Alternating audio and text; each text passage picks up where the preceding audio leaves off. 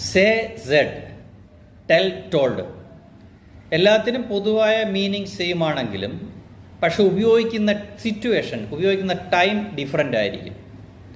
Say അല്ലെങ്കിൽ said object വേണ്ടാത്ത സെൻറ്റൻസുകൾക്കാണ് നമ്മൾ സേ അല്ലെങ്കിൽ സെഡ് ഉപയോഗിക്കുന്നത്. സേയുടെ പാസ്റ്റ് ആണ് സെഡ്.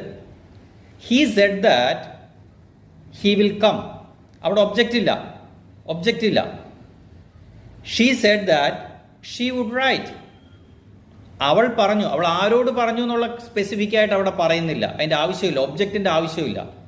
സേ അല്ലെങ്കിൽ സെഡ് ഒബ്ജക്റ്റ് ഇല്ലാത്ത സെൻറ്റൻസുകൾക്ക് നമുക്ക് ഉപയോഗിക്കാം.